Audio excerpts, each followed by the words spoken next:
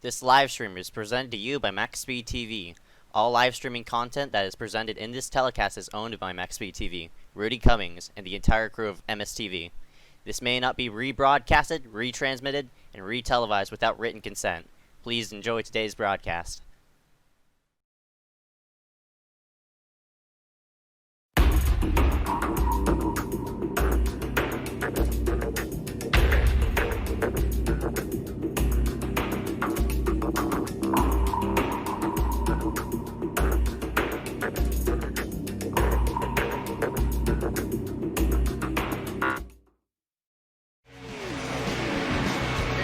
Don't count out Casey Drake in that 87. He's right. One more lap to go here at Indy. He ran him all the way from 3 seconds back. 2 laps to go. Oh, Alto gets spun. Oh, Matthew gets the apron around the Strexler. He spins right from the back. Huge wreck. The 2 flies up in the air. It's 3 wide. Oh, what a move by Derek. He wants to go. Tries to send him up the hill, but can't quite do it. Now between the two is 2 car lengths. Too little too late for Derek and Smith. Oh, clapping gets third! Clapping gets third! Oh my gosh! Side by side, 3 wide at the wire!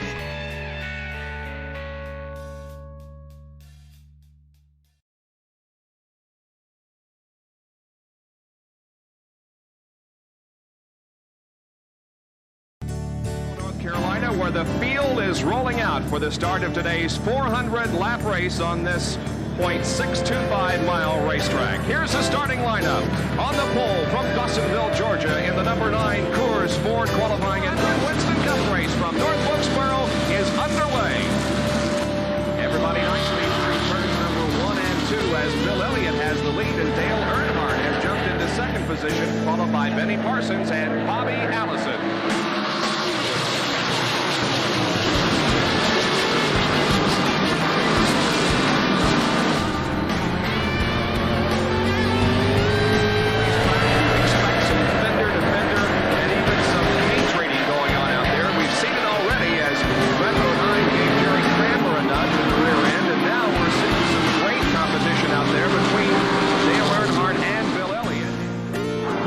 Georgia, Bill Elliott, straining car number 9 to bring it home. 10 car lengths. Bill Elliott, 2-time winner of the Great American Race. Now the out of fuel Bill Elliott and Dale Earnhardt is going to win the Trans-South 500, his second win of 1987.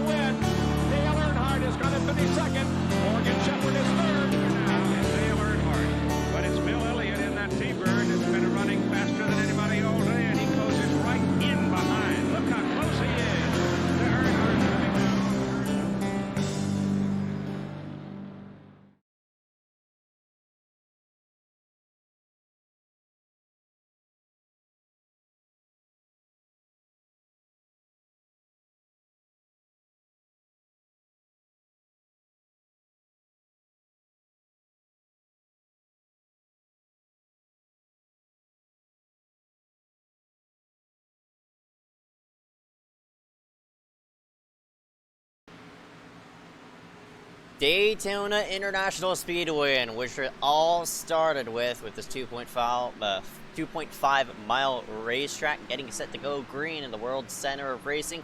We welcome you here live for the MaxspeedTV broadcast, broadcasting 80 laps for 250 miles for the Daytona 250. My name is Ezekiel Reyes. I'm Benjamin White. Welcome to the broadcast, everybody. Well, this points battle is not really close right now, but if Dylan Basin has a wreck today, it's going to all fall apart, because right now he has a 29-point lead, and I talked with him earlier. His plan is to extend that by finishing well today, but we're going to look at point standings right now. Dylan, of course, on top by 29 points over Joe Berge, it's great to see him high in points. Then you got William Schmidt third, Christopher Wheel fourth. If Dylan has a problem, any of these guys can pounce. Yeah, no doubt about it. Only 2 races left in the season, so we're coming down to crunch time coming Talladega next week, and man, for Dylan Basin, he has to be nervous coming in here for tonight. I mean, a bit nervous. One wreck could really shake up that points lead, so Joe Berge, William Schmidt, Christopher Weil, Sir Tajman, they could jump on the bandwagon and pull toward that top spot to pick up $20 for that championship. So we'll have to find out on how this 80 lapper will go, but right now we're getting set to go into qualifying here in just a minute. From now, we'll go over race analysis. On the bottom right, 80 laps, 250 miles, 55 is pit road speed, and that fuel window looks like it's going to be every 35 to 40 laps. So some of these drivers, if they're going to be ambiguous, they're going to have to one-stop it. Yeah, we'll see how the cautions are going to fall, because it could easily screw up the strategy if there's a caution that doesn't fall at the right time. So when the cautions fall, we're going to be playing into the strategy a lot, but we're going to be going to qualifying in a minute here, and it's very, very, very important that these guys get a good qualifying lap. And, of course, you have to qualify in the top 30 if you want to lock yourself into the show, because if you don't, you got an opportunity to miss the show at LCQ. So that's especially important for the championship leaders like Dylan Basin, Joe Berge, and then the rest of those guys you saw in the top 20. That's very right. Of course, here in iSCAR for the Super Speedway Series, we run things a bit differently, logging in more than 43 drivers into the session, but that's what just makes it interesting. As here we go, coming down to crunch time for qualifying is right now. We're going to also scoot ourselves to the side, play the national anthem, rise up, move your hats as we salute our colors.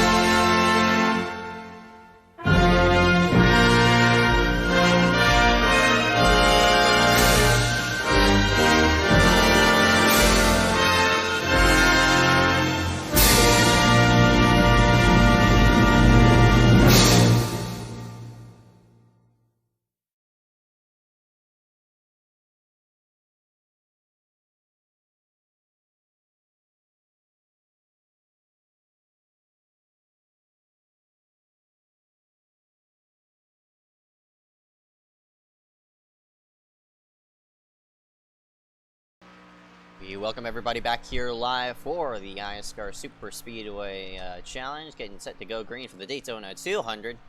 80 laps about to go into the books as of now, but we are under qualifying conditions. A very key moment of... We're not even in a race, and we're already having key moments here as drivers take their laps around. But I want to go ahead and plug in that you will see an up in performance with graphics and such. I did upgrade my graphics card, so for all those people who are seeing blurry live streams 24/7, well, hopefully my upgrade on my graphics side can give you guys a better quality stream at 1080p 30 frames per second. So I'm glad y'all could tune us in here for tonight's main event. See some drivers logging around. Yeah, we'll see this leaderboard flip a lot of times throughout these next 2 minutes. Right now, Kyler Wynn goes to the top of the charts with Mitch Hobbs as well, Brody Garner, and Zoltan Herzeg. And as soon as I say this stuff, it changes all of a sudden. Dylan Basin to the top of the board. That's right, and that's important for his points lead. Of course, if you win a poll here on the Super Speedway things, you will get an extra bonus point. So 1 point for Dylan Basin's resume. for that championship standing. For all those other drivers, oh man, gotta make something happen between these minute and 30-second time window.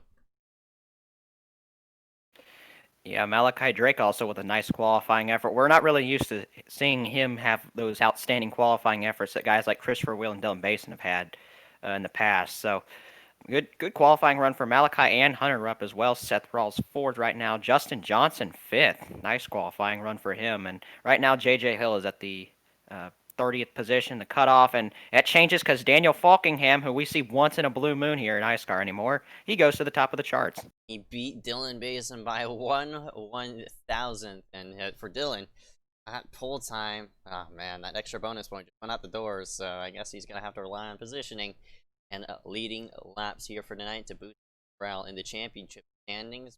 Go ahead and take a look around the racetrack, as I think there are 50 drivers logged in here for the main event.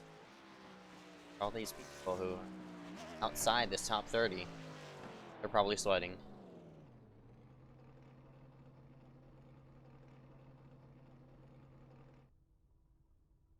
Drivers just laying around the racetrack. There's Jason Dallas Mahan in number 41.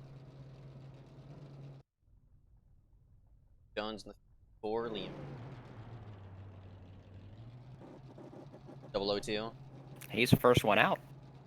That's alright.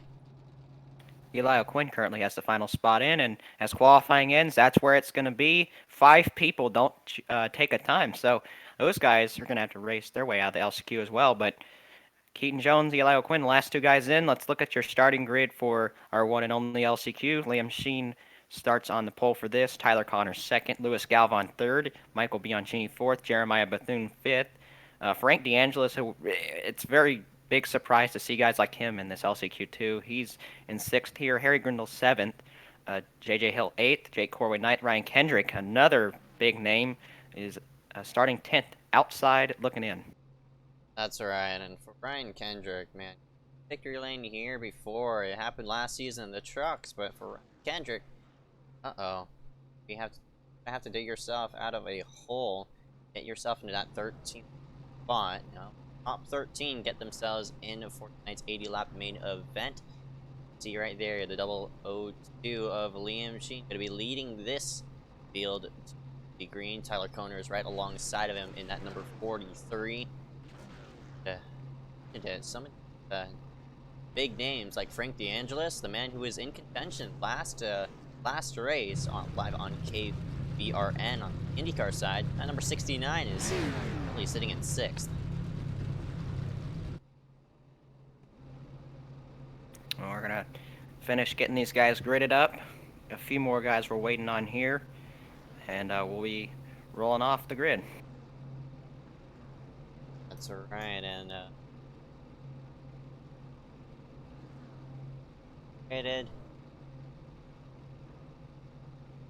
going here for this 8-lap LCQ.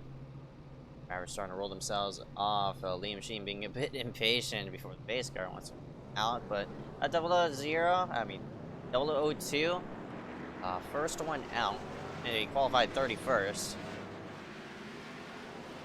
We'll be starting up front, and we're going to be talking about how these cars function, because each individual car, each vehicle type functions differently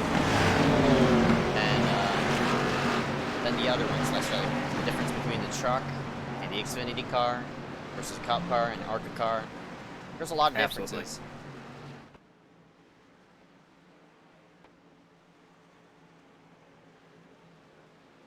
I was on the back straightaway. Liam Sheen and I don't know where he's sitting in point. He has a solid shot. If I were in a Cup car on the Super Speedway side, I'd like to keep myself up front rather than lay back toward that tail end. These Cup cars got huge runs. So we'll see for people sitting 13th on back, what can they do to work themselves forward? Yeah. Well, while we have nothing to do until the green flag comes out, what do you say about making a pick for this LCQ? Who do you think's going to win? I think Liam Sheen is a great spot, but for the number 48, Michael Bianchini, he is one of the best Super Speedway racers. I know I've worked with him on the official side. I think that number 48 will most likely head himself to the front fairly quickly, unless he gets involved in a big mess, in which that'll eliminate him from competition for the rest of the evening. So for that number 48, a lot of pressure on him to work himself into the win, as Liam Sheen's going to hit the throttle early. Green. This in turn will spread the field out for green here at Daytona. Yeah, I don't know about that. I think he might get freight train here, but it may also be good to spread these guys out because they won't be packed up on top of each other, which means they won't be running over each other in case they need to check up. But lots of cars on the inside right now. Michael Bianchini, the only car in the entire top 10 to be on the outside line. He's going to need to find a hole right now. It looks like he may have one if he can get in front of Lewis Galvin, but down the back straightaway, Liam Sheen leads Tyler Connors and the rest of the field. Everybody really singling themselves in, and speaking of singling themselves to the inside against that double yellow, that number 48, Michael Bianchini, who did an elevator drop to get himself in line, and everybody is now aligned, single file. Seems as though he's seen a trend on the LCQ side of things. Work yourselves around, I guess, a 3 to go mark, then push yourself forward. So for all these guys laying toward the back, since all these people are single file, I think this is their best shot to get positions. As you see, the 00 of Ryan Kendrick, that's a number 95, Ibrahim Dajani. They're going to work to the high side, and they're slowly starting to push forward as well. Yeah, I think they're going to need some more guys to jump with them if they want to make even more headway, but I think it's smart for these guys to be single file the first maybe 3-4 laps, but once it comes down to the final laps, you got to get every position you can, especially if you're one of those guys outside the top 13 right now. They work down the back straightaway. Ibrahim Dajani, who's working with that outside line, he's currently in transfer. Oh, and he's getting a bit sideways, as you see a bit of blinking going up, and that's the number 50 of Jeremiah Bethune.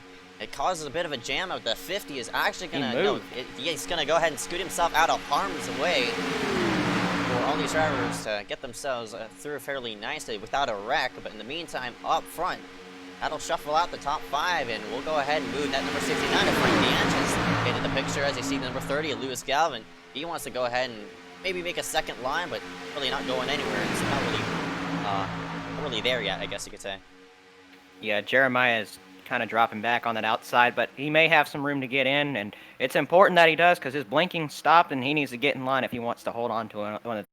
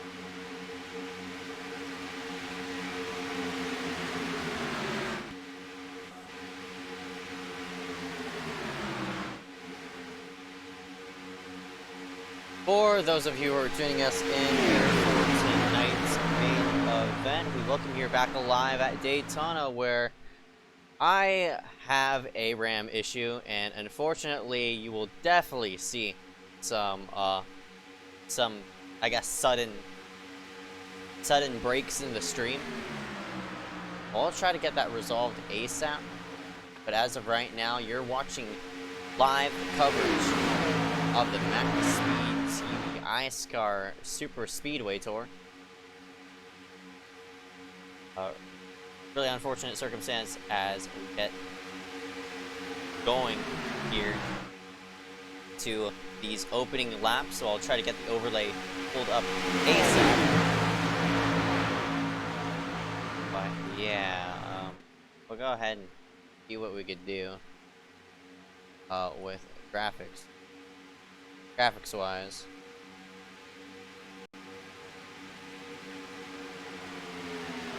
But yeah, we do have an issue with RAM right now, as you see a bit of scrambling for this area. But yeah, you'll definitely see some freezes, unfortunately, which sucks. Y'all hate them.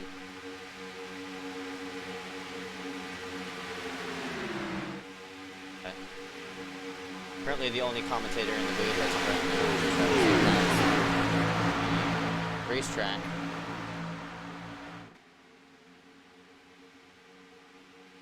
Relay loaded ASAP, and after that we'll just dive into the broadcast. We're gonna drag somebody else different, as you see now the overlay wants to display, so there we go. Now we're in, and we'll get ourselves situated here, and we'll go ahead and drag Nick Miller as he wants to be, but alright, so but meantime, the action there in front of your screen as the 62 Anthony Burrows leads it off of turn number 2. Nick, how's your day? It's been interesting. Been interesting. Alright, bud. Well, glad to have you in the booth. Benjamin is back in the booth as well. I don't know if he wants to commentate as he's hanging out with the other drivers as of right now. But we're working ourselves 2x2 action. 5 out of 80 complete. Yeah, and one thing I've noticed at this track at Daytona in this league is, I mean, other than the truck series our first week, we've been really have a lot of green flag laps at Daytona. Xfinity had, like, I think one of the longest green flag runs, and then right now these guys are really steady. I admit it might be because there's less room than Dega. Dega's a little bit wider, so you don't see as much 3 and 4 wide action as you do at Dega than here, so maybe they're a little bit calmer. But so far we're 5 laps in, and it looks like a Nova car dropping out. Not sure who that is. Oh, Falkingham got doored to the inside. That was Basin who dropped out, by the way. And now we're really starting to stack up yet again. 2x2 action off of turn number 4 as you head through the start-finish line. New leader. At number 90, Malachi Drake getting a push from the 96. Hertzeg, he's going to tag along. Looks like the 30 of Falkingham's going to tag along with that 96. As never minded that, Hertzeg back to the bottom. And now we have a train of best on the Cork side. Leading that low side, that's Hertzeg, Falkingham, and Burrows all on the bottom. You see a few more cars dropping out of the pack. They're trying to, maybe too many cars. They're trying to play it safe. It's a very long race. I think we're running 20 or 30 laps of more laps than normal. So, guys definitely taking this part of the season a lot more passive, I guess you could say. They're not aggressive like they were in season 1 of Summer Series. So, yeah, we got this inside line 2x2 action here. Nice and easy. Lap 8, I think, now. Yep, Brian just crossed the start-finish line. Lap number 8, and Hertzeg now files himself to the front. Got Hunter up. Top 3. One of the PPM machines. We got a wreck in the back. Hard into the wall. Oh, boy. One of those drivers. Caution is out. Well, watch out. And he's not holding. Oh, what? And there's several cars 16. involved in Oh, no. They are. that. Dejani involved. Holding the brakes. The 16 net coated through the wreck, but he got nailed from behind. That's Matthew Bayuk. And that's 16. Brody Gardner does Alt F4 out of that. We'll get a replay of what happened as they work themselves down into, it's like, it's a second wreck there. It looks like the 25 got into the 55. I don't know who the 25 is. I know the 55 is gone, but Gardner got in the backside of the 29. 27. Oh, more contact for Brody. That's when he ulted forward. Yeah, that's when he ulted forward, and that's Eli O'Quinn in the 29, the one who got turned.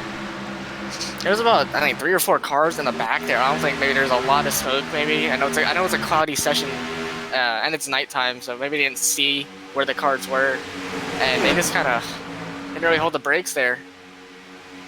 Yeah, not really sure what happened there. Brody definitely hesitated on moving to the low side, and fortunately these two made contact as they were doing a very awkward wreck, especially this early in the race.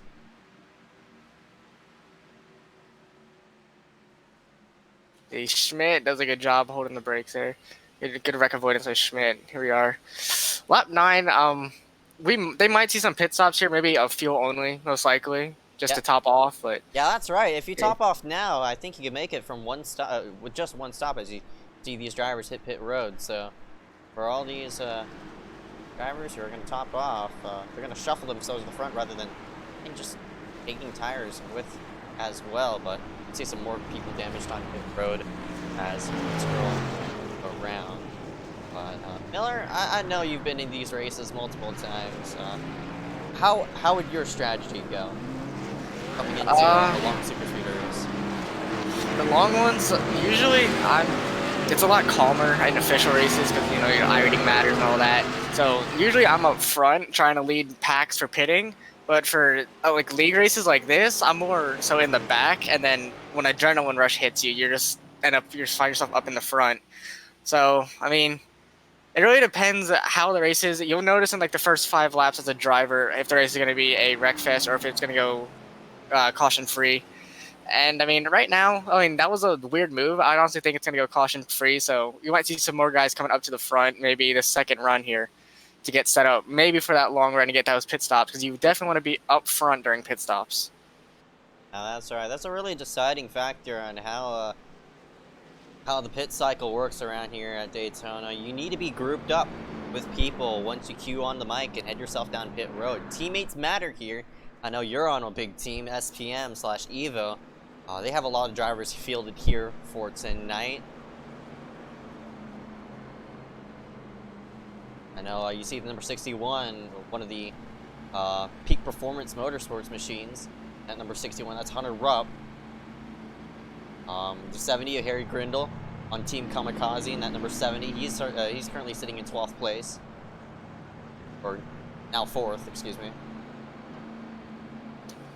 Yeah, during this caution, I scrolled over to the Dan Weiss to look at the points. And I mean, Basin has a huge lead right now. But for Super Speedway, at least he's a pretty big league. But if you're someone like Berge or Schmidt or Christopher Wheel, I think one of these cautions, you might want to stay out that one extra lap and get that bonus point for leading the lap. Because, I mean, any bonus point helps at this point, especially towards the last couple races of the season. Oh, no doubt about it. That's right. And we were talking about bonus points earlier when Dylan Basin got bumped out into second place. The 08 of Basin is actually sitting himself, and I think he, for 32 as of right now, has a bit of right front damage off of that big wreck. So Dylan, we were talking about contenders having some problems. That 08 of Dylan Basin has some right front damage. We'll see if that hinders his machine.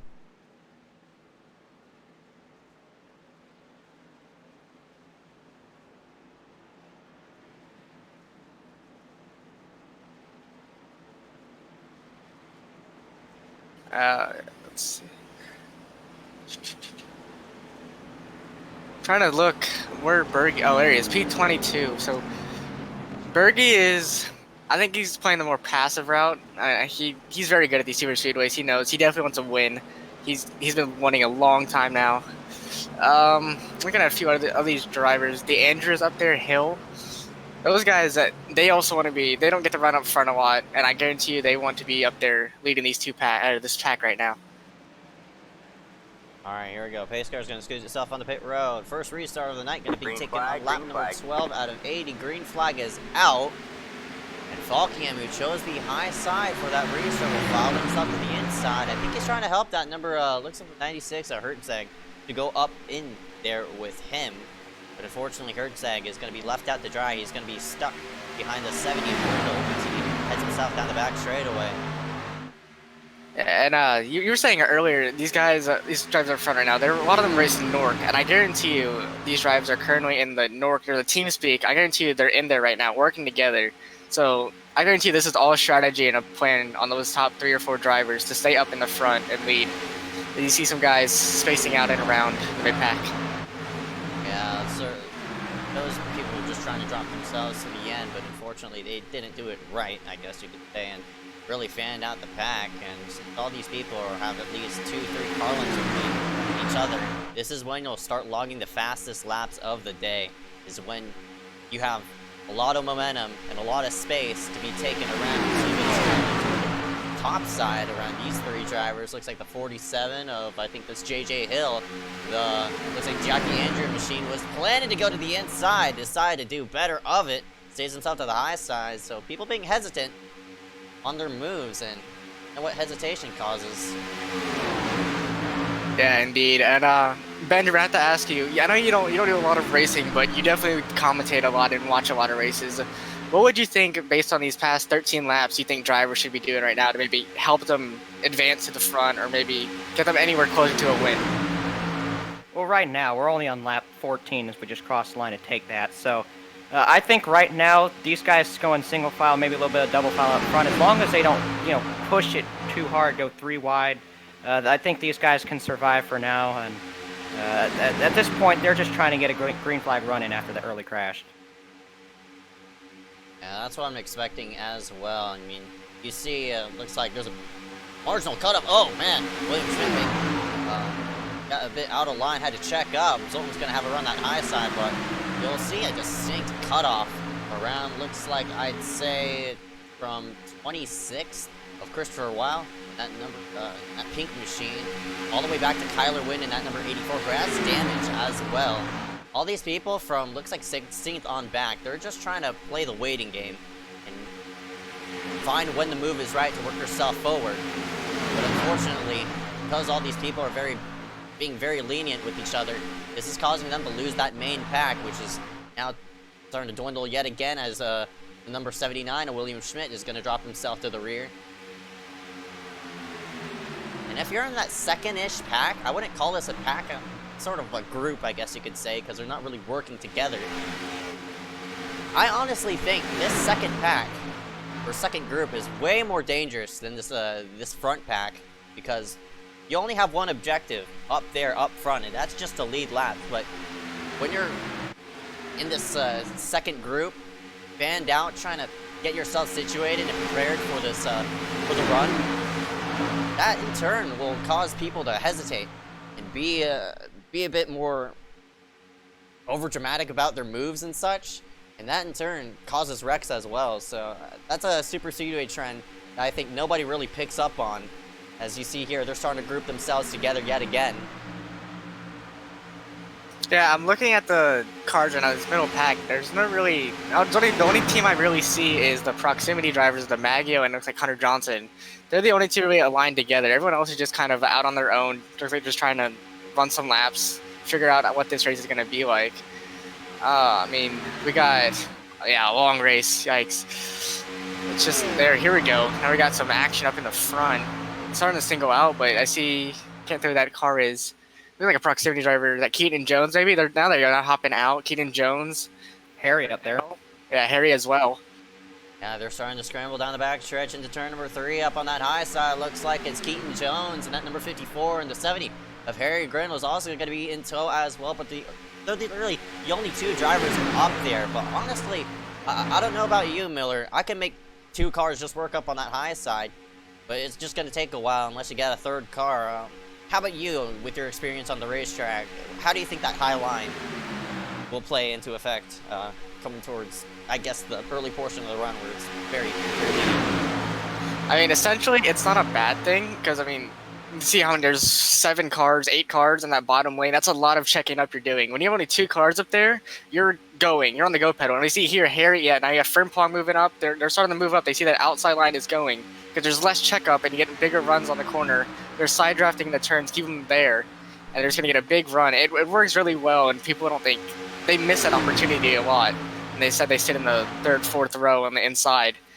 And yeah, you see here, Harry Grindel, I think he's going to lead this lap just with the help of 2 from close. Yeah, side by side at the line. That's right, and they had themselves into turn number 1. You see the 70 sort of scoot himself back to that 2nd row. I think it's going to be hard for the 70 Harry to really work himself right up against that number 96 at Hertzeg. 2 of the best in the business right up on that bottom line. You have Zoltan Hertzeg and that number 96. Week-to-week contender, and that number 39, Daniel Falkingham, an RTP contender. So, for Harry, he's going to have to rely on Keaton, and looks like Frimpong as well, to stay themselves in line and rely on that momentum to push yourself forward. And here he goes. He's going to have a surge down into the front straightaway, and at the wire, looks like, I'm not sure. Looks like Hertzeg got that one. I think Harry got it that one. Yeah. Now, the one thing I do want to say that like drivers need to watch out for is most of these drivers are from America, but as for Harry, he's on the other side of the ocean, so the connection issue could be a little sketchy. You gotta watch out for some netcode here and there with Harry and some of the international drivers in the league. So I think drivers don't look at that too often either, about connection. I've never really noticed the issue from him, though. Oh, there goes never mind about that. Zoltan gets net-coded, and they all save it somehow. What a save, wow. That was some weird netcode. You were just talking about it. Perfect timing, and Harry goes to the lead, but Frimpong's going to go to the core panel of that number 54, and now a different front row is going to emerge up here. But, yeah, you were just talking about it. Harry and that number 70, again, he lives in UK, so... Number 70, oh man, they're really starting to scramble. I think Zoltan really wants to work himself back to the front. Yeah, we have just noticed we only have about, what, maybe 18 to 20 cars in this pack that you can see at least on screen. The other pack is way in the back there. Yeah, holy cow. They lost a lot of time, and I mean, we're probably about maybe 15, 20 laps away from pit stops. If they lose too much time, they're going to be over from now. They're banking on a wreck, I think. Yeah, they're going to hope on a wreck. And, I mean, with that incident last lap, those guys that were maybe like a second or two out, they just picked up a lot of time over these this past minute. Speeding on the outside with help from Daniel Falkingham. These two know how to work together really well. Zoltan right behind those two, and then Mark Frimpong up on the outside. This outside line is really starting to take shape here, guys. Yeah, that's right. As Keaton's going to contemplate. He's hesitant. Whoa. And a bit of scrambling as Keaton really washing all over the place. It's going to allow, it's going to enable Christopher to go to the low side. And they're starting to scramble right in the back as Christopher Weil. And that number 26 dove to the apron to maybe avoid a possible incident. Nearly caused one himself as he was merging back up to the track as DiMaggio worked himself around. But that, in turn, caused this back half of the field. He was banking for a sort of a wreck to now fan out. So all these drivers, these 3 right here, those 2, I think because Jeremiah and Connors, they're gonna have to bank for. Oh, JJ Hill gets spun. Caution is out. Caution is out. And the caution's out. And that second pack, that's 12 seconds away. That's exactly what they needed. They are gonna be nowhere near the harm. Falkingham involved in that. He slides to the inside. Yeah, I don't think he hit the wall. He might be okay to continue. Not sure who that is. This guy has no front end. Dude, a heavy hit. Now getting himself going. This is a con of what you're racing for up front. This is what these people in the back were betting for, as you said. The aggressive racing, and you saw it there toward the front. Fortunately, it resulted in looks like the 47 turned into an outside wall. We'll get another replay of it on the chopper cam, but looks like I think JJ went up. Yeah, collected Kendrick. I think that's Kendrick. Not really sure who that car is, but yeah, it looks like the 47 just went up, and it's the 20 of Andy McDowell who got a piece of it. We'll get another replay of it. You were talking earlier about how you can't be hesitant on your moves, and it looked like they're just coming off the corner, and he was hesitant. He wanted to go up, and he followed up, and then he eventually does go up, but it's just too late, and he gets turned for it early in this race. He's gonna be out. That's right. I think JJ was trying to follow in with Hunter in that number 61 to pull himself to the high side and make a gun for that lead. But unfortunately, Falkingham was already there, trying to form up that second line. Luckily for the 39's case, I don't think he hit the wall, and so he might have tapped it. Yeah, just nicked it. I'll tap. It'll be okay. And he spun off the nose of the 96. Yeah, everyone's coming down. I think I saw Hunter Johnson got a piece of it on the front end, too. Shane missed his pit box.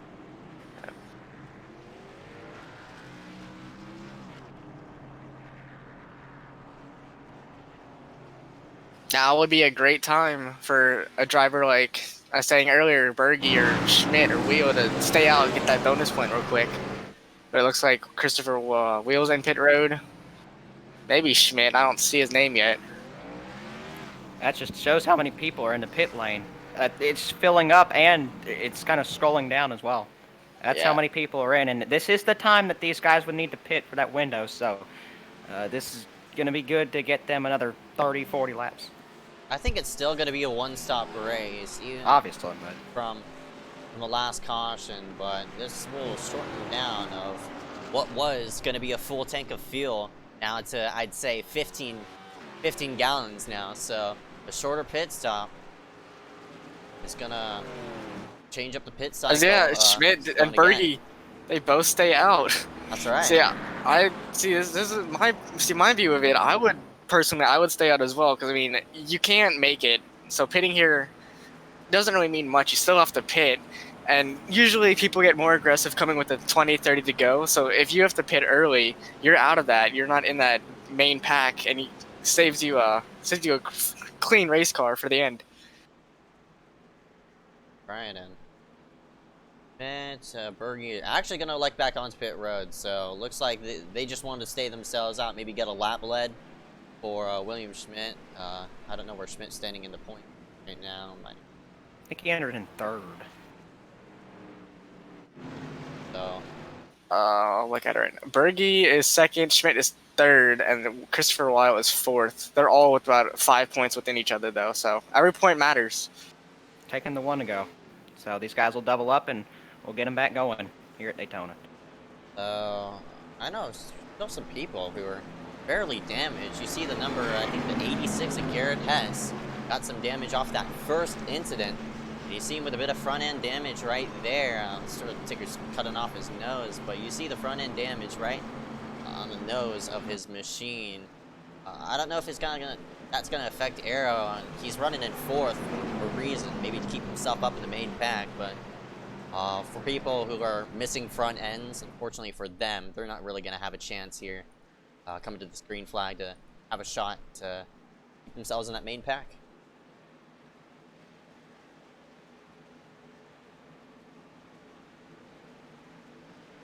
Yeah, and I'm hoping, I think Keaton might have admin, but I'm hoping that Schmidt and Berge didn't get any severe penalty for pitting there, because I think pits close.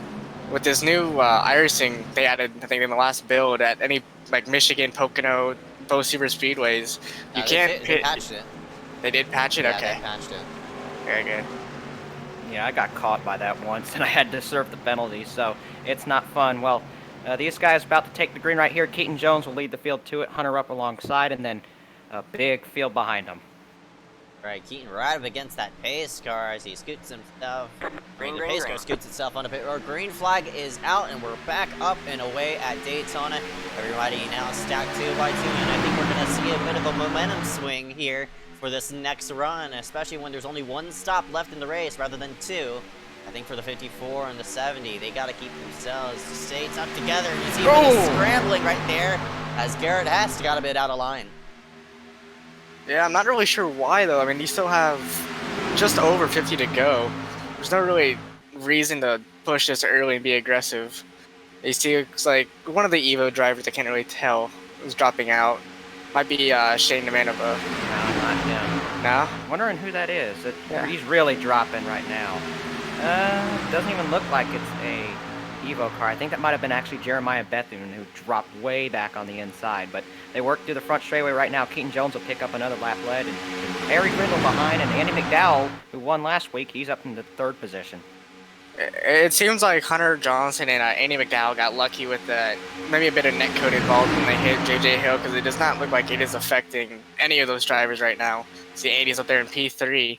Hey, as you mentioned, yeah, just a week ago, he got his very first win in the league. He's probably looking to do it again. People calling it a fluke win. He wants to prove them wrong. Yeah. Down the back straightaway into turn number 3. Here comes Keaton Jones with a good push by Harry Grindle, who's kind of swerving in behind him as he enters the corner here. Oh, watch out! Oh, man, that was close. Shane checked up, and that in turn caused Hunter and Falkingham and Zoltan to bump into each other. Hopefully they won't have a lot of damage, but that checkup was caused by, I think, not really by Shane, but the 61 and 20 were a bit sideways. Not really sure if they were off center, hence why that checkup occurred. Because of that, you see how many people just slide themselves at the double yellow line. Down the back straightaway they go. Keaton Jones continues to lead the field. Harry Grindle behind him, trying to give him a push, but he seems a little squirrely every time he exits the corner. You see him kind of in and out of line here. Here comes Garrett Hess in the 3rd. These two, 2nd and 3rd, are teammates. If maybe they can form up and get around Keaton, hang him out in the dry. Kyler Wynn also up in the top 5 right now as Mark Frimpong leads that outside lane. Yeah, and I'm noticing, I think they're just a little bit, they're not straight. I mean, there's no communication right now between Frimpong and McDowell, so they're a little bit of struggling on that outside. I don't really go anywhere, which is allowing Keaton and Harry McDowell to just pull away. Coming, though. Yeah, they are slowly. I think now they got more cars. About 4 more cars is latched onto that outside lane.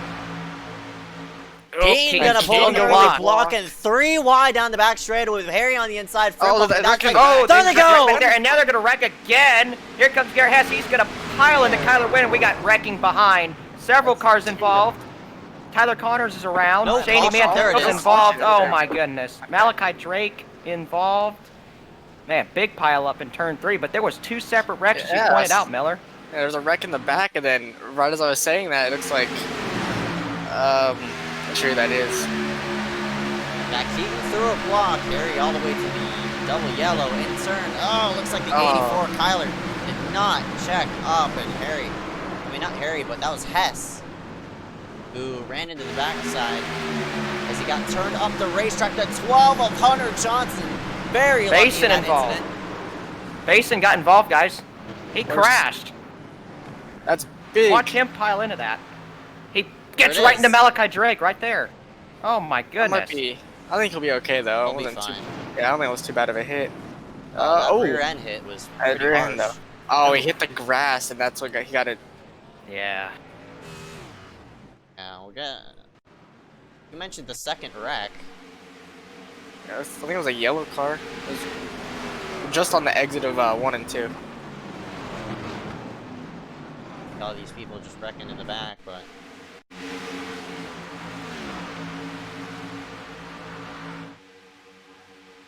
I think. Oh, there it is. There it is. Way back there. Who was Yeah, that? way back there. Spun? I think he might have saved it. Mitch Hobbs. Oh, watch out. Oh, who was that? Is that the Maggio? Oh, Sure, what happened here? Mitch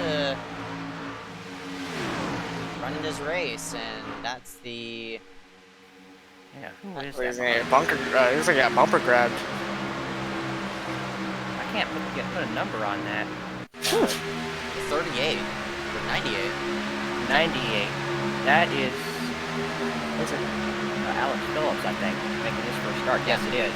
So he hooks Mitch Hobbs and sends him around, but does not look like Mitch has plenty of damage. I think he'll be able to continue, but lots and lots of people in to top off here on gas, guys.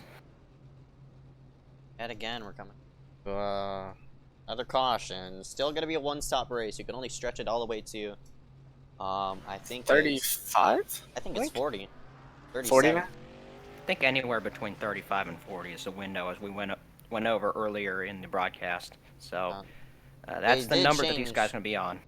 They did change how, I know in the latest update, for the latest update, but a couple updates ago, the fuel that gets consumed is different. You could last longer on a full tank than you did previously, which was only 35-ish laps. Now you could last, looks like 37 to 40, hence why I was wondering if people might one-stop it if this thing does go green all the way. Yeah, I mean, I'm a big strategy person when it comes to this type of scenarios. And, I mean, personally, what I would do right now is, with this caution coming out, I would get your 4 tires and fuel now. So that way, if you do get under with that green flag run with, like, 15 to go, you can probably put, like, a half a tank, so about 9.5 gallons in, and no fuel, no tires. Just fuel only. It'll be the quickest way in and out. It could possibly help you get the win at the end. 4 drivers hitting pit row. There's Keaton Jones, the 4 driver just following right behind. Now just joining us here for tonight's main event, the iSCAR Super Speedway Series, round number 5 out of 6. Of right now, getting set to go green as we are on our 3rd caution of the night. I think we're 1 to go. Oh man, you really love the new update with shorter cautions on super speedways. Makes it a lot quicker. We're coming to halfway, just about 5-7 laps to go. Zeke, Benjamin, who is y'all's early picks to win? You think showing their stride, you could say. I mean, we've seen a lot of guys take turns out front, but if Daniel Falkingham has anything to say about it at the end, I think he's going to have a great shot to win. Even though he spun in one of the early cautions, I think he's still got enough to get it done here tonight. For me, I think Hertzog has a great partner of Daniel Falkingham. They're both sitting still inside the top 10. I'm pretty sure those two are going to work themselves to the front since they know each other so well. For the 39 to Daniel Falkingham from Colton Hertzog in the 96, I guess I'm going to pick 2, but if I were to go with 1, it's definitely going to be Falkingham because we saw on the Cup Series last season that number 39 nearly won it before he got turned coming to the wire. At 39, he's been in Super Speedway Victory Lane before. Happened season 1 at Talladega where he beat out Aiden Saunders in a 4-wide photo finish, so I'm expecting that 39 to be up front. Green flag's back out. Mark Frimpong led some laps under caution. He will be bringing back the green flag and work down the front straightaway. Hunter up right on the back of Mark. Meanwhile, Andy's not really tucked up to the 70, so this inside line's going to get a good run, but you can see the 3rd car in line did not get up to these guys, so it's going to be side by side through 1 and 2 right now. We'll see who gets the edge off turn 2. I think Harry Grindle's going to have a good run. Yeah, Andy got up to him with Falkingham right there. They know how to push. As I know Falkingham doesn't run the paints, but he is also aligned with SPG, and as Andy, one of the newer members. So I guarantee you they're going to work together. You see Harry and Andy both clear to the bottom. And all that does is that's going to leave Falkingham and Hertzog up on that top. They're going to get together, and here they come. Yeah, that's right. I called it out, and number 39 and number 96, so Zoltan Hertzog, Daniel Falkingham are now hooked up together, 1 and 2 on that high side, and Hertzog's going to pull up to the back side of that number 39. Here's another interesting part of this car being shown as a textbook example. That number 96, as you see Andy pull out to the high side with the teammate of the 39 of Falkingham in tow. Draft is huge here, Ooh. and if you get yourself right behind a car, you could easily push them to the front, only just with 2 cars, honestly. That inside is not really grouped up together. You could get 2 cars working on that high side. Mark's really wiggly in that inside lane. 2nd in line right there. You could see he was kind of bobbing and weaving right there, but he doesn't want to get into the outside car, which is Andy McDowell right now. Andy getting a nice push by Daniel Falkingham, his SPG teammate behind him. So they're going to be side by side down the front straightaway. Andy McDowell, of course, looking for his 2nd straight win. So Miller, with experience on the super speedway side, how does the Cup car fare on super speedways. What's the difference that you see versus Xfinity and like trucks and ARC cars? Yeah, they have that. First thing you'll notice is it's mainly in the rear end. They have those big spoilers, and the rear end is really low, makes it easy to bump. And with those big spoilers, it allows a huge momentum, like a momentum boost, I guess you'd say, a momentum change. But the point is, you can get these huge runs out of nowhere in these cars, and it really. Well, if it is working for some people, Zeke is having issues. He's got some new part. Internet. Oh, it's internet now. this time. All right. Internet. So, I think we're back. Yeah, we are back, but not really sort of back. But we got to get ourselves back into the session before anything happens.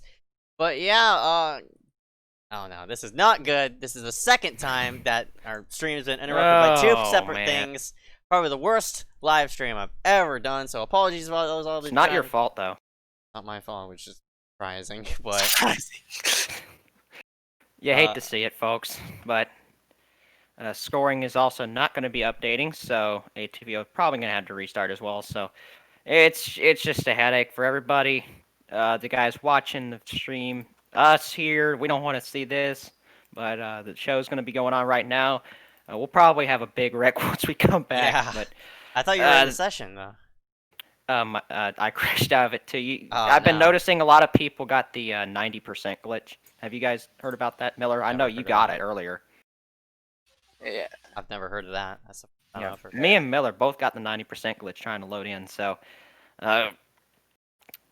that's just, and other people actually had it too. So it's a headache for a lot of people right now. I'm not sure if iRacing having a problem or our computers are having their problems, but either way, for me it's both. Oh yeah, I think everybody's having computer problems today. There's I don't know what to say about it. Yeah, right me now, neither. Oh my goodness, this is a disaster. Apologies about those. All these 23 viewers who are watching here for tonight's MaxspeedTV broadcast. We'll go ahead and get ourselves situated ASAP as while we're loading in, we don't really. I don't think many people really talk about it, but our iSCAR, the Discord, we have a little predictions chat, and some of the drivers, put up those little funny predictions. I'm not sure if Burrows is here tonight, but I'm sure Charlie would like me to call it out that he has Burrows winning tonight. Keelan Belsha has Hunter Rupp with the underdog win tonight. And there's some interesting predictions I think that just don't get said. Just figured they should, since we're on a little hold. Yeah, Hunter's been up front all night though. You've seen that 61 working up in the top 10 the entire race. As we continue to load in. And I'm noticing that I'm not the only one who had slow loading speeds tonight. Normally, Zeke gets in way faster. I mean, it's slowly going there. I mean, dude. Yeah, it's been rough all night tonight. I know Mitch has had problems. I've had problems. A lot of us have had problems. I've had it too. But... Yeah. Anyway, before we go back to the racing, I might as well get my pick in real quick. I'm gonna go with. I know he wants it so bad. Bergie, I know he wants to win so bad. He's playing the right card. He's being passive early. He knows it's a long race. I think when time comes, on 10 to go, he'll be there at the end. Green. As we are back in the race, and we're still green. Oh, thankfully. Oh, wow, and that is... Not a surprise to see who's up front right here. Daniel Falkingham leading the field. Zoltan Herczeg working to the outside, and big pack right now leading this field. Yeah, there's a lot more cars in this lead pack, but I mean, they're not that aggressive. They're closer, yes, but they're not. They're playing it very smart. So it seems like it's going to be a very good race. What I'm noticing. And seeing Jack DeAndrew is now hopping up in this. That's, for the most part, though, it looks like the same top 7-8 cars. Oh, work themselves into turns 1 and 2. Malachi in that number 90 is really blinking out severely. His machine is all over the place, and that in turn is causing Jeremiah to be a bit cautious. He's way far back. Not sure if that's Malachi. There was somebody really blinking on the top. I'm not sure if that's Malachi. It doesn't look like Malachi's paint. No, that's not Malachi. That's Bridger. Oh, man. There's Malachi on the top on the apron. So we found Malachi Drake right now, but work down the front straightaway again. Daniel Falkingham continues to lead the field, but not without a challenge from Harry Grindell, who's been really strong tonight. It's great to see out of Harry. I just noticed. Yeah, I just noticed, I don't know if you noticed, but I'm looking through the ticker on the left here, and Andy McDowell has fallen way off the pack. I think before he left, he was in the top 5. You see there he is 28th now. He must have been in some type of, there must have been some type of incidents during the little issue we had. Either that or he voluntarily dropped. Either way, way back in the field now as we come up on a lap car who is going to hold his line on the inside. I think that's Sartaj Man that he just lapped by, and he's one of the top 5 in points, so this has not been a good race for him so far. We're working in 3 and 4. Harry Grindell is cleared for the lead.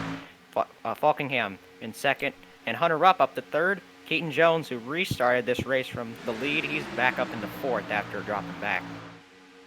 Here we go, they're rehooking themselves, the Nork kids up on that high side, Falkingham and Zoltan right up against that second groove, and again, as I mentioned, you can make 2 cars work up on that high side. It just matters on how, where you're going to get that run, and where you're going to get that good surge, I guess you could say, and they're right up alongside that number 70, Harry Grindell. Everybody else is single file. There's only one line of momentum being placed forward, hence why the 39 and 96, Zoltan and Daniel, they could really do a great job of holding their ground, and here they go. They're going to have a gun for this lead right up on the high side. Man, I cannot believe that they've been able to hold it. And I mean, Falkingham almost led that lap, so that just shows how strong these two are today. And as we both picked, I really feel like these two are going to be the guys to beat if they can get out from it. Oh, no doubt about it. I mean, if you get more cars up on that high side, oh boy. I think that outside is definitely going to surge forward as that third car in line is being a bit hesitant. I think that's Keaton Jones at number 54. I know he's been in Newark. That number 54 wants to work with the familiar kids up there on that high side as well as in 61 Hunter. It's been honestly, he's done a great job as Burrows is going to hop up to the high side, and here we go. That outside line is going to have a charge. We'll see what Harry does as they're scrambling. Just a slight bit. Nick Miller with a bit of inside info. What we learned over the course of our issue is it seemed like Harry Grindell and Falkingham had a little incident, and Andy, playing a safe route, just opted out, and it seems like he lost the draft. So that's why he's a little farther back than he probably would like, but nothing too bad for Andy McDowell. He'll be okay. Yeah, better to keep yourself out of an incident than put yourself in one. So Eric Grindell continues to lead right now, but that's Hunter Rupp getting into the 2nd position right now. Jack DeAngelo's also worked his way into the top 10. Hunter Johnson, who narrowly avoided that big one down the back straightaway, he's 9th. Liam Sheen 10th. Those guys bringing Christopher Weil in another car. It's going to be a 12-car, 13-car lead pack right now. Yeah, another thing I want to point out about these, like why I was just talking about earlier, how these cars have a good, they have a good suck up to the car in front, but then it seems like this is a small gap and they're distancing each other. The one thing I'll point out is it's been probably, I don't know how long, but these cars, you'll go quicker if you're 2x2 than single file just because of less checkup. That was a tight. Just because of less checkup. So if you stay... What is going on? Man, Keaton's really loose, and Harry swipes his back bumper. These guys really need to get sorted out. Daniel Falkingham and Zoltan Hertz are going to take this opportunity to go 1-2. Yeah, Falkingham goes down to the bottom, and we'll see if Hertzeg will have a run and get himself in front of Falkingham, but that was honestly really weird as going on with Miller's explanation. These cars also get really hot. I mean, no, that's the Xfinity cars, actually. No, these do as well. These do as well? Yeah, because you can bumper lock with them really easily. Yeah, and it raises the temp real fast.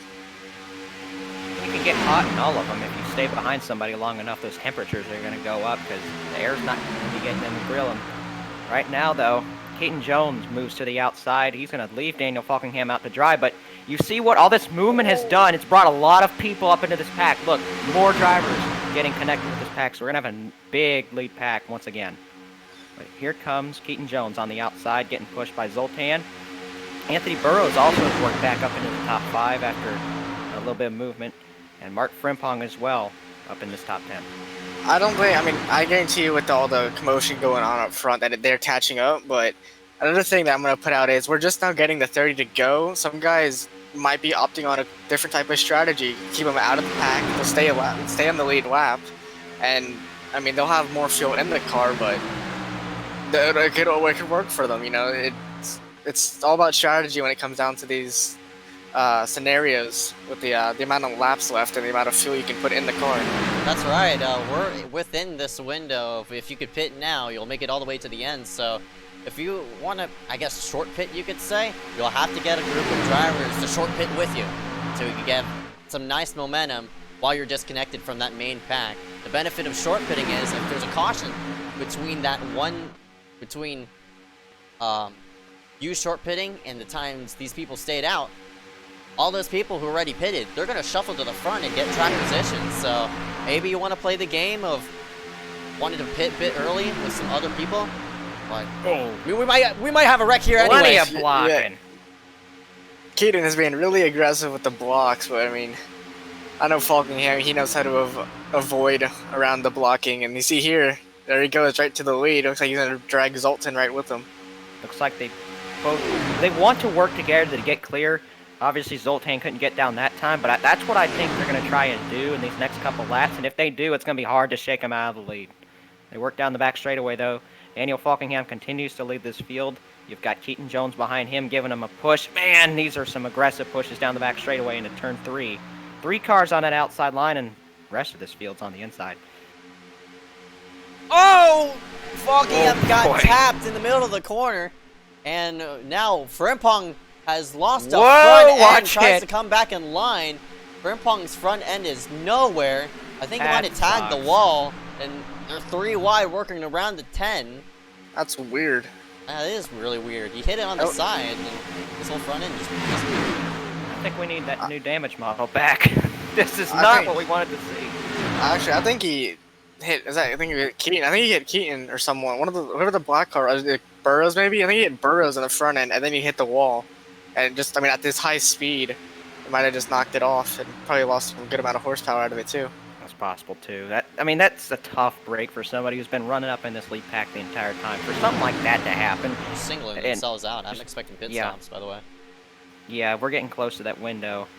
We've been green for a while off that restart, so I do agree with you that we're going to probably see pit stops in the next 5 to 10 laps. But man, Keaton Jones is throwing some aggressive blocks right here.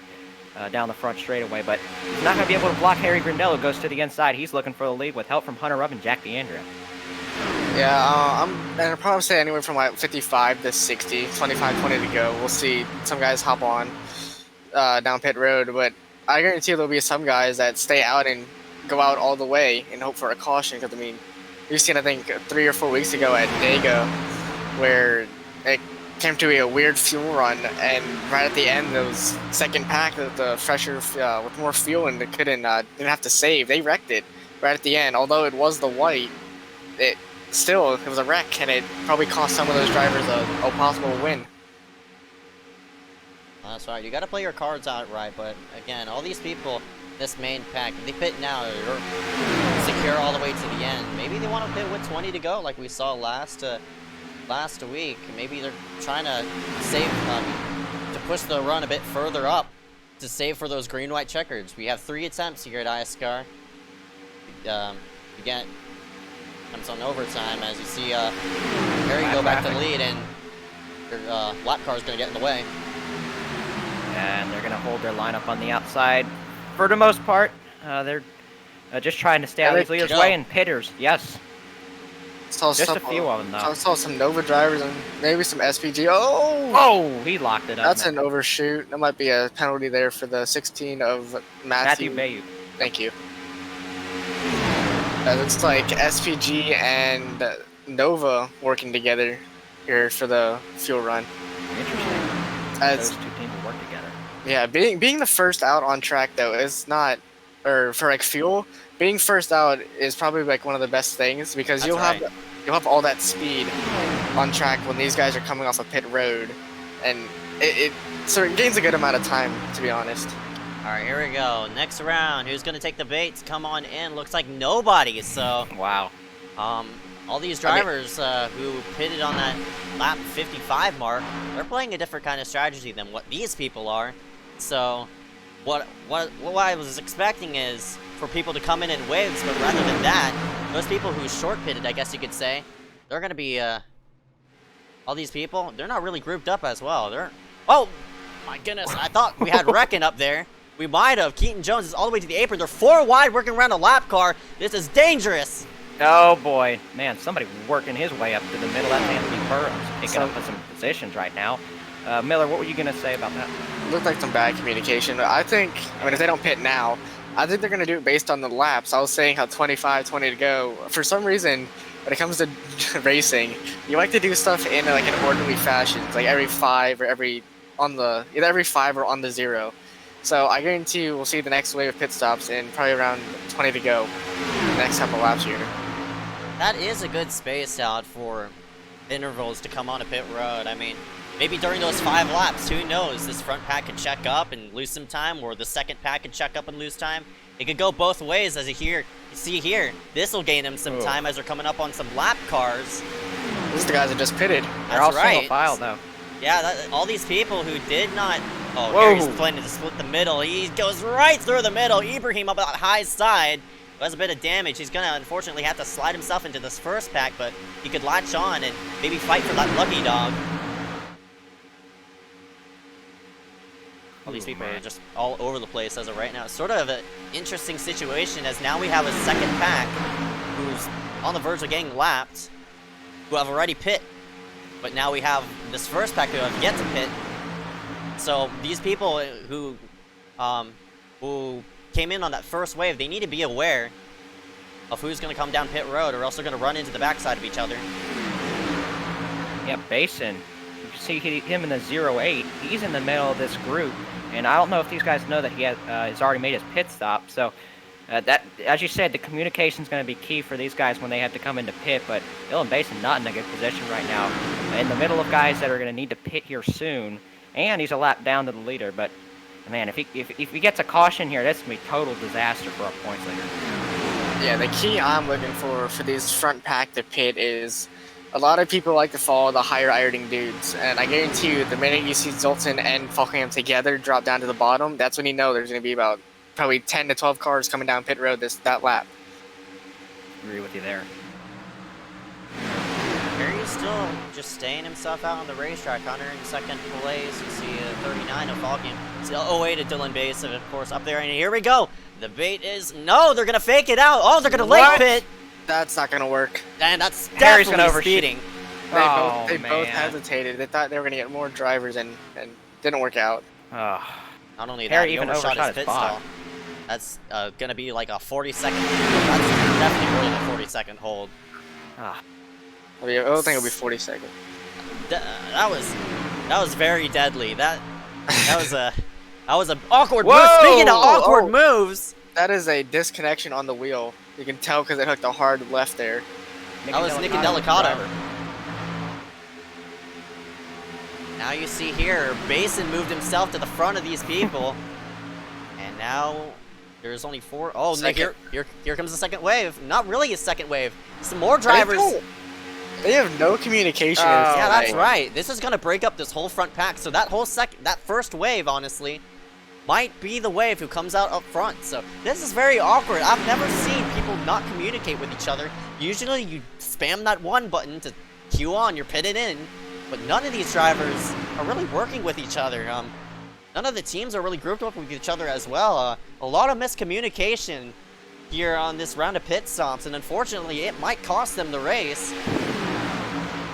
Several people missed pit in. You could see Jack DeAndrea right out of the shot there. He missed pit road, and he had to go around again. So they're running their tanks dry right now. I think they're going to be in They have pit to. stop in less than 5 laps here. But I think all these people working up behind front, lap traffic. I mean, another thing is, we're coming with 15 to go. That's less. They can use these guys. They're gonna have extra fuel. They honestly could be going out to the end, but I mean, those drivers that pitted earlier, they had to put a little bit more fuel in because it's longer distance. These guys are probably gonna put about 5 to 7 gallons. Yeah, these guys are probably 5 to 7 gallons. It's gonna take about 4 to 7 seconds, so to say, and they'll be right back out. So, depending on where the second pack is too, I think a lot of them got lapped though. Yeah. They're getting laps. I mean, this could work out for this front pack no matter what. Easily the best strategy out of any of the groups in this field, because they're going to have still to spend grouped less. Yeah, they've gained time on the guys already, and they have to spend less time in the pits, as Nick said, with filling up the gas. So this is going to be really interesting to see who exactly is going to come out on top here, given it goes green. We're working with less than 20 laps to go right now. These guys have to be running their tanks dry right now. They are saving a little bit of fuel off of these 2 lap cars in front of them. That's I think they're machines coming. I think they're right going this lap. I think Very possible. honestly, for I mean, I this noticed- situation, it's the same thing what we saw in the Xfinity series. The earlier packs sort of got screwed over because they didn't communicate with each other, and unfortunately, well, I think over communication on the Xfinity. I'm gonna ask Andy. I'll DM you through stuff. Let me know when we're live again. I think we already did, but.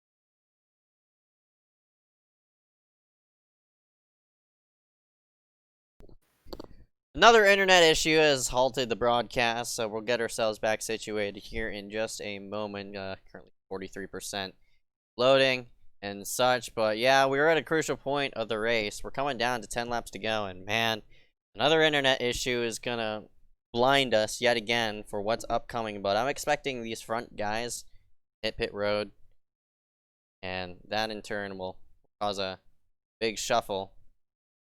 But it's just a matter of who's going to come out front. All right, so I got some information from Nick about the amount of gas that these leaders have left. They got 5 more laps. I don't know how, but they do. They have 5 more. They might have saved.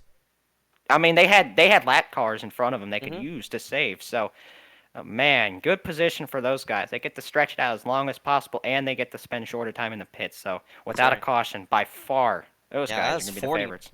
It's 45 laps. Huh? Very surprised that the fuel window is bigger than I expected, honestly. As still 75%, 80, 90. Oh, don't get that 90% glitch. Loading up. Usually at 90 it freezes. Yeah. That one pass it. Once we're past 90, we get ourselves into session. There it goes. Be in, and we're still green flag racing as of right now. Thankfully. Yeah, I hear the cars just sort of flinging in and around. There it is. But we're back yet again. As P9, P10, I think it's Kendrick and someone else. They are pitting this lap. There's just about 3 to 5 laps of fuel left in the tank. You see? Oh, everybody coming in. Here we go. It's right on time. Yeah. All of our lead group is in. And that was probably the most organized too. Yeah, that's right. Pit stops here. Oh, and a crash in the pit lane. 2 cars get together, getting in their box. For Schmidt,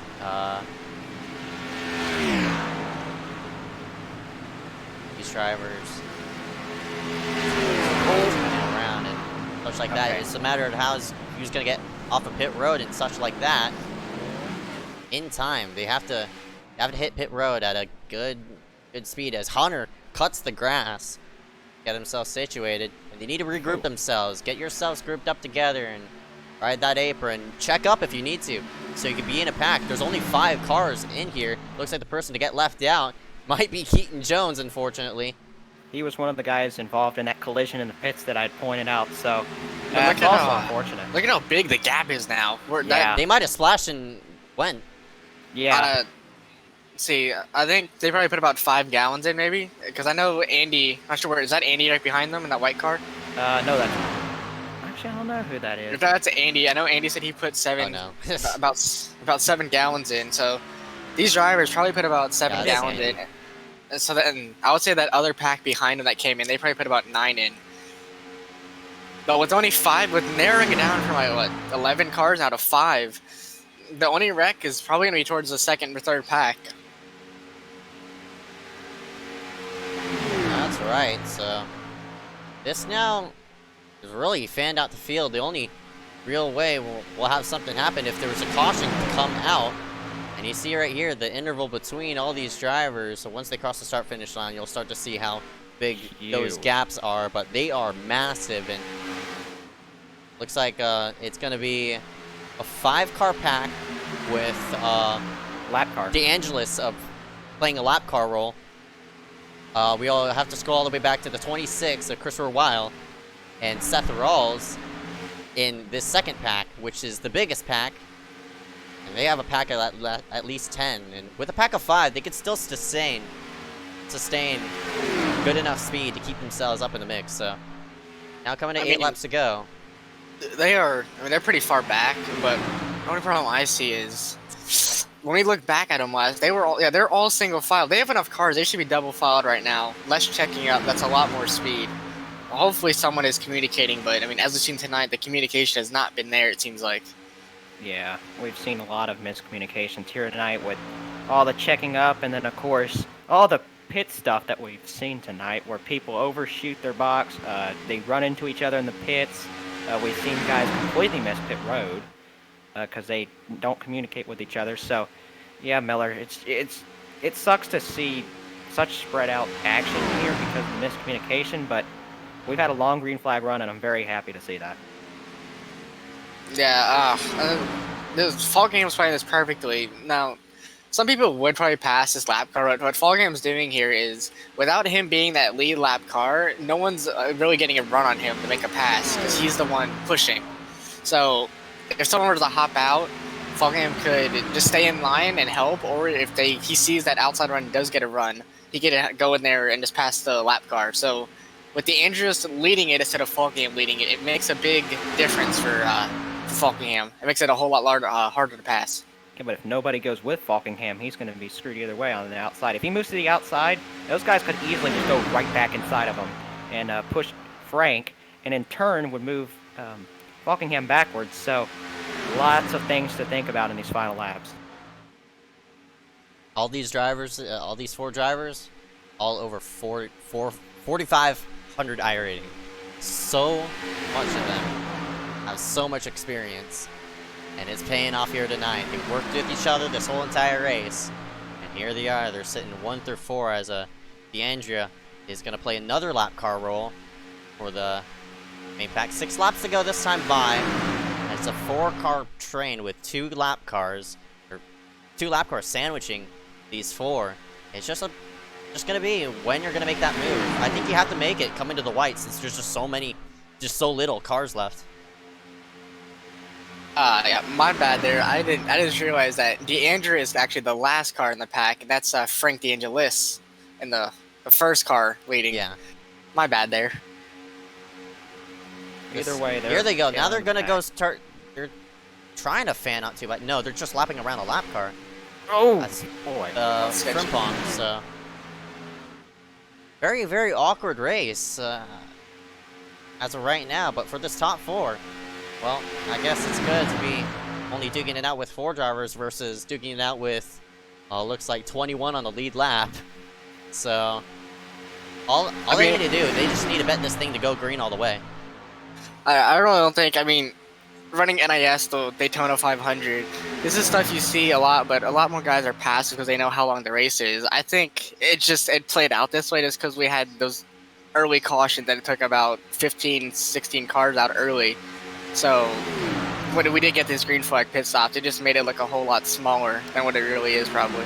Yeah, that's right. And of course, you have to mention about that first.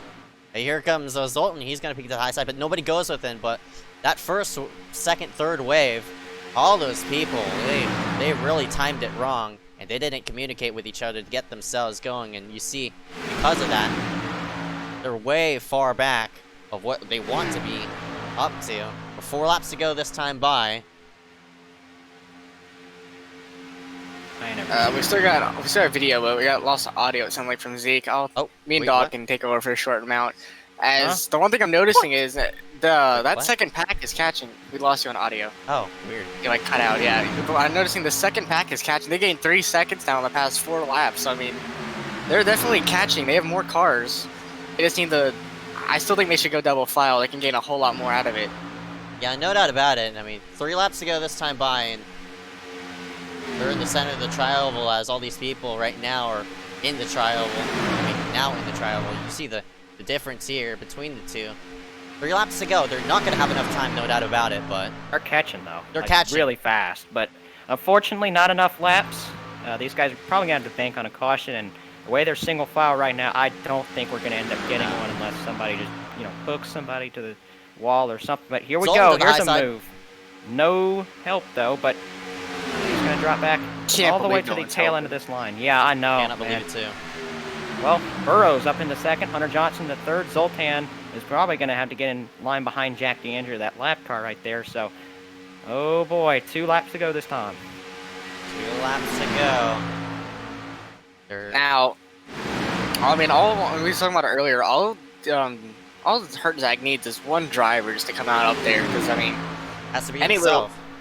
Yeah, it can't just be him. It has to be him, and then someone like Burrows or Hunter. Probably Hunter would do it. I know Hunter. Or the lap car. There goes Hunter. Yep. Yeah, and the lap car, DeAndre is going to be a pusher as well. No, looks like Burrows is going to pull out. But DeAndre, oh my goodness, don't know what he's doing. He needs to get out of the harm's way. He needs to get out. Yeah, that's right. He needs to get out, and Zoltan most likely eliminated. But here comes Hunter. Up to the high side, battle for the lead. Don't mind the 69. He's going to be a lap car. White flag this time by, and I think Falkingham, he has to push that 69 to have a shot. He's going to go. He gets out. If he gets out of the way. What a smart move there by Frank. Now, I wish Jack would do the same. But now this leaves lap car under, and all those guys. Yeah, now Burrows to the front. Wow. Well, we'll see what happens down the back straightaway. Anthony Burrows clear in front of Daniel Falkingham, who has led almost half the race so far. Down the backstretch for the final time, Anthony Burrows getting a good push by Daniel Falkingham. He doesn't have room to move out, and now he's going to try and move out, but Hunter Johnson's getting a run, and that is what Anthony Burrows wants to see. Coming off of turn 4 to the checkered flag, Anthony Burrows, all he has to do is block this run by Hunter Johnson. Will he be able to hold on to it? Looks like. Not sure. Anthony Burrows and Hunter Johnson side by side. Anthony Burrows picks up the win. Nice. And they're wrecking. Oh my gosh! Holy crap! That is the biggest wreck I've seen at the end of a race. Oh my gosh! Holy cow! Well, 2 separate wrecks on the final lap. Burrows gets it. Second straight season that Anthony Burrows collects a win here at Daytona. Awesome. And I think this is I also said it earlier. Who knows if anyone remembered? But second week in a row that Charlie Byer gets a prediction right for Super Speedway. That was an interesting final lap. We'll take a replay at it again, but man, 2 separate wrecks on that final lap, resulting in Burrows getting the win here for tonight. But that move was made. All it was that move down the back straightaway for, I think it was. I think what costed Hunter the win is Falkingham being side by side with him. Falkingham wasn't clear as he tried to pull out. That just lost him a lot of momentum. But he tried and tried. He still was there. Zoltan, all he had to do was really push. So Burrows actually got a bit sideways coming at the wire, and luckily for him, it was enough to hold him off in the end. Burrows in first, Hunter in second. We get a replay of this big wreck right behind. Oh my gosh! Seth Rawls went for a wild ride down the front straightaway, just flipping upside down. Like Austin Dillon from 4 or 5 years ago. Oh no! All right, Matthew Bay leads this pack. He ended up finishing 5th. These guys wrecked behind him. We're going to see exactly what happened. Christopher goes to the grass, and Seth Rawls just says screw it and wrecks the entire pack. Actually, if you go back a little bit, I think Rawls was coming down and Wheel was still there. I think they made a bit of contact, which is why Wheel went to the grass, and then Rawls just kind of dirt tracking it. Yeah, right there. See right there. Yeah. And then he just starts dirt tracking it. He had to say. I think he had it saved though until just swerved to the right after the start-finish line, knowing that he finished inside the top 10 and caused a little bit of a wreck at the end. Now, huge pile up. What's big is I don't think Wheel just went to the. I don't think he got control. I think Wheel went down pit road. I think that he might have been a penalty. No, he was back. Yeah. All right. 7th. But So he did not. Oh, hopefully that doesn't It was count. it was that after the line, though. Yeah, it's after the Okay, line. good. So he'll be 'Cause I fine. know sometimes it's like the screwdriver's over. Yep, Talladega. We've seen that. All right, results right now. Anthony Burrows wins by 12 one-thousandths of a second over Hunter Johnson. Daniel Falkingham, in his first race back in a while, he'll finish third tonight. Zoltan Herzeg fourth after a little bit of contact with Bayuk lap in car. fifth. Yes, nice job by Bayuk in his first start in a long, long time to finish fifth here tonight. Mitch Hobbs sixth, Christopher Wiles seventh, Seth Rawls eighth, Hunter Rupp ninth, and Glenn Bundren in the 10th spot. Oh, yes, this is my job, isn't it? Michael DiMaggio 11th, Keaton Jones 12th, Ryan Kendrick 13th, Dylan Basin 14th, had a good recovery, it looks like. P15, Bridger Olson, P16, Joe Berge, 17th, Luke Schmidt. So once again, those drivers tight in points as well in the race. 18th was AJ Bain, 19th with Garrett Hess, and 20th was Dallas Myhand. Jack DeAndrea within that lead pack, as well as Frank DeAngelis, they finished 21st and 22nd. Alex M. Phillips in his first start, he finished in 23rd. And McDowell here, Grindle, Harry with that speeding penalty unfortunately eliminated him, so 70 will finish 25th. Jeremiah, Frimpong, Ibrahim, Sertaj, Malachi round out 30th place. All right, rest of the field here, 31st, Liam Sheen. This is not the run he wanted here tonight. Nick Indelicato, 32nd after a wheel disconnection. 33rd, Shane DiMantova. Jake Corway, 34th. Kyler Wynn, 35th. Tyler Connors in the 36th position. Justin Johnson, 37th.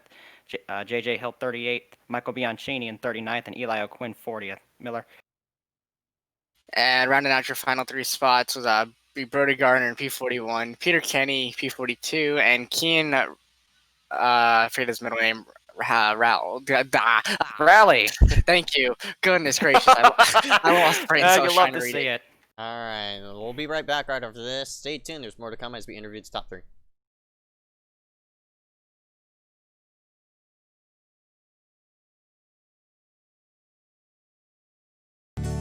North Carolina, where the field is rolling out for the start of today's 400 lap race on this 0.625 mile racetrack. Here's the starting lineup.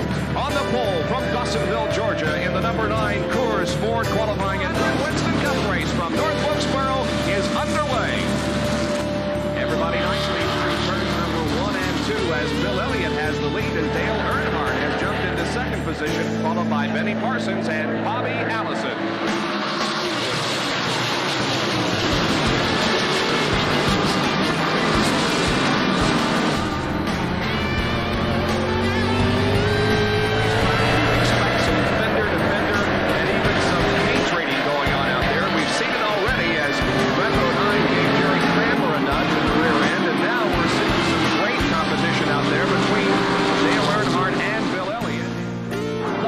Georgia, Bill Elliott, straining car number 9 to bring it home.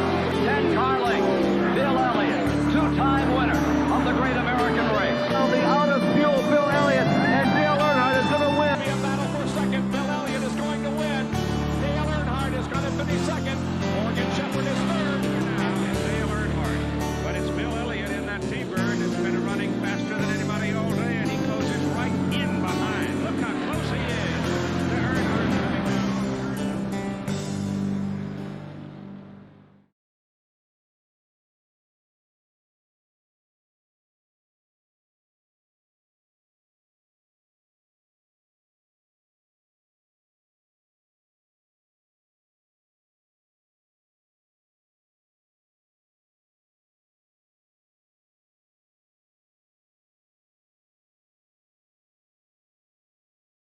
We welcome here back alive here at, or not really here at Daytona. We're currently on the waiting screen right now, but we'll go ahead and drag in our top three into the booth. The man who won it, Daniel Falkingham, and really deaf and trying to get himself situated and such like that. But once he actually, we'll go ahead and drag him out, and we'll drag in Hunter Johnson into the booth. He finishes out in second place. Unfortunate for him, too short. Hunter, you got a copy? Yeah, I got you. Hunter, you had it the run off of turn number 4 with Herzeg. You tried to pull out at the right time, but unfortunately, it just wasn't enough. And you same situation like last week, where people, a lot of people really fanned out right after pit stop. It was a very unlikely situation 2 weeks in a row. But Hunter, talk to me about how that final run went. Yeah, I mean, it was so hard to get a run on the outside without anybody with you. So we basically had to just stay single file up until the last couple laps there. But I wish I could have had that last lap back because coming to the line, I didn't think I would have that big of a run out of turn 4. I thought Anthony had the win locked up, but then all of a sudden, I started creeping up on him, so I started to panic, and I didn't know whether I should just try and hold my line or go down and try to like door him to slow him down. But I think in perspective, that's probably I don't know if I should have doored him, but I definitely should have taken the shorter way around the track. I was kind of like wide coming to the trial. I think that may have made the difference, but uh, all I can do now is wish. So yeah, that's unfortunate. But I mean, that was a lot of fun regardless. Congrats to Anthony on pulling off the win, and yeah. And that's alright. Hunter, you coming home second here tonight. Talk to me about that round of pit stops. You saw a lot of people opting with different strategies, and you decided to go with a bit of smaller amount of fuel, and you guys, you four, all pulled away. And how did that just play out to your favor? Yeah, there was a lot of confusion over the chat whether people were gonna pit on whatever lap. Initially, we were thinking about pitting on lap 55. I don't think we ended up pitting until like check. Um, yeah, we didn't end up pitting until like lap 70 or 69. So that was, I think some people may have been fooled. I think 1 or 2 people went down on lap 55, and that basically ended their race. And there was another time, a couple laps after that, where people said they were going to pit. That got a couple more people to come down, but then the majority of the cars still stayed out. So I actually almost got fooled on that call, but um, I was able to I was able to stay with the majority of the guys because I knew I wanted to pit with the biggest pack of cars because obviously if you come down and try to pit with a small group of cars and that big pack stays out, and you're just going to lose so much time when you come back on the racetrack. And I mean, I was kind of confused on as to why people were saying they were going to pit on lap 55. We had enough fuel to make it to like 10 to go, so it would have been smarter to go that distance than only take a couple gallons like gas and go with 10 to go, and that ended up happening. So I'm glad I made that decision. That at least gave me a shot to win, but in the end, it kind of just didn't matter. That's alright. That final lap really played a key role into how you finish here for tonight. Hunter Johnson coming up second after starting himself all the way back in 24th. Didn't lead a lap, but man, coming from for next week, what are you expecting coming into the finale? I'm not sure. I'm not really in points for this series. I'm racing to win. So I expect it to be, I guess, a lot like, well, I mean, in the Cup cars and the Xfinity cars, it's usually uh, the races usually end this way, where there's fuel strategy and there's like 5 or 6 cars that come to the line that are side by side. So if you can just get yourself in that position, or if you can, like, obviously now, I know that coming off of that last pit stop, you really want to be in front. So that's something I got to try and work on for next time. But obviously, on the flip of a coin, you could have like green white checkers, and then that's really anybody's race. So just I guess it happened to finish this way 2 times in a row, like or like last weekend. So yeah, it's really just it's an unknown. It's not something you can predict, but I was able to get it almost right the last 2 weeks. So I guess that's what I'll just keep my head up for, or keep focusing on for next week. Alright, about 10-4. Hunter Johnson rounds himself out in second place after a close finish with Anthony Burrows. Before I let you go, any sponsor want to thank you for tonight? Yeah, I gotta thank you guys for putting on the broadcast and proximity racing. Alright, about 10-4. That's Hunter Johnson at number 12. He finished us out second after 80 laps of racing. Go ahead and drag in the number 39 of Daniel Falkingham into the booth. I'll go ahead and take this interview because Miller has never done one, so just Miller, but into the booth goes Daniel Falkingham in that number 39. He finishes out third after starting himself on top for tonight's race. Falkingham, you got a copy? Gen 4. Hey, what's up, Falkingham? It was an interesting race, especially during that final half as everybody started to really dwindle out. Only 4 cars up there in that lead pack. Talk to me of how you guys played it out well. I know you and Zoltan and maybe Burrows were really working with each other. I guess because of some other series and such, you guys have really close communication. Did that play a role in tonight? Yeah, I feel like it definitely helped. It was also, first of all, it was definitely a good recovery for us after coming from the back like at least once or twice after we got spun out earlier in the race, but really nothing you get done there. Just people driving over their heads and whatnot. But other than that, we had a pretty quiet night.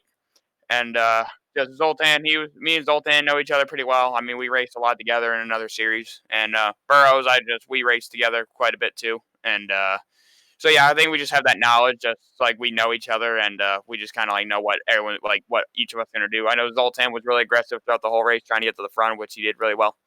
And pretty much was sticking with me after that final pit stop, picked me up after Hunter tried to pass me up on the top side. And then he tried to make a move on me coming to the near the end, we coming to 2 to go, I think it was. And then I knew that wasn't a good idea because my original plan, I was going to stick with Frank and I was going to push him to the finish, even though he was a lap down. But he was respectful and got out of the way for us, which I did not need. Because right before that, Burrows and Hunter made a move on me. And I could have tried to block that, but if knowing that Frank was going to stay where he was, I didn't want to pull out because I knew Burrows was going to ditch me out and Hunter was too. And I was just going to be left out to dry. So I stayed on the bottom thinking I was just going to push Frank all the way to the finish. And yet he pulled out of the way to let us race for, which is very respectful. Appreciated for that. But I did not need that to happen. And then Burrows cleared me. I was going to try to step one more pass off turn 4, but he was smart because he dragged the brake, go through 3 and 4, allowing Hunter to stay on the corner panel. So that was very, very smart racing by him. So he definitely deserved it there. Just kind of in the box seat, like trying to figure out whether you want to pull out, whether you want to stay in line, just especially with lap cars involved. But definitely not what I needed. I was hoping Frank would stay with me there, and I would have just pushed him all the way to maybe help me out there. But it is what it is. Just this old plate racing stuff we have to do. But happy with third, pretty much on a one-off event. Definitely, Falkingham. Miller made a great point on how that lap car, Frank DeAngelis, played a role into that. But as you crossed the start-finish line, coming to that white flag, and Frank pulled out, what was then going through your head? Because all those plans you had set for those last 10 laps just went out the door. Oh yeah, after that I was screwed after that because I did have a lap car. I guess it was someone, I can't remember who it was, but they were behind me, and I felt like that was giving me my saving grace there. And then once I cleared Hunter, I was gonna try to pull up and get clear. But like I mentioned before, Anthony was dragging his brake through 3 and 4, which no matter how much I pushed him, just using him dragging the brake just slowed us both down. So, and that kept Hunter on my right rear, and I wasn't clear to pull up. So that was very, very smart move on his part. So well deserved. Just as a lot. I mean, even though we're play racing, foot to the floorboard and whatever, there's a lot of mind games, and so you still have like a kind of different kind of skill you need to do on these plate tracks. Like I mentioned, like dragging the brake and whatnot, using the draft. So Anthony played that very well. He played that to his strengths and just beat us. So very smart driving by him, and once again, congrats to him on the win. All right, by 10-4, Daniel Falkingham runs himself out in third place after starting himself on pole. But before we let you go, any sponsors want to thank you for tonight? Yeah, I got to thank all you guys, you for putting on the league. Thank you for putting out all like the series and stuff. Thanks to everyone who races each and every week. Shout out to my team, SPG Esports. I know we had a lot of teammates in the race tonight, but they had a lot of issues, so I was pretty much like heading all of us for SPG. So, but yeah, thanks to all the guys at SPG Esports, DJ, Blaze Crawford, and all them guys, DJ Line. But definitely represented well tonight, I feel like, for SPG. Too bad we can have a few of my teammates up there to finish it off there. But at least we got to, like, I guess, lead the flag for us. But, yeah, thank you guys for the broadcast, and thanks for everyone who watched as well. All right, by 10-4, Daniel Falkingham runs himself out third after starting on top. Joining us in, and good luck to your next race, bud. Appreciate it, Zeke. Falkingham at number 39. You called it, Miller. Daniel was trying to rely on Frank for that final run, but unfortunately he pulled out of harm's way, and no harm, no foul, but it ruined Daniel's race. But before we let you go, before we end off the broadcast, I want to go ahead and apologize about all the shenanigans that happened during that broadcast. Of course, internet issues, RAM issues, and such. We'll try to get that resolved coming up for Sunday's broadcast. But Miller, what'd you think of tonight? Yeah, overall it's been a good race. I think this Daytona, even though I think it's a little bit smaller, not as aggressive, it allows people to really understand the meaning of you have the speed that you know everyone else has, but not pushing it because that's you just got to do what you got to do. I guess you could say to survive to the end. That's right, and the beneficiary of that is Anthony Burrows and the number 62. That being said, thank you all for tuning in for tonight's broadcast. My name is Zeke Reyes, Nick Miller alongside of us. Thank you all for broadcasting. Thank you all for... oh, no, I screwed it up. Thank you all for watching. We will see you tomorrow night.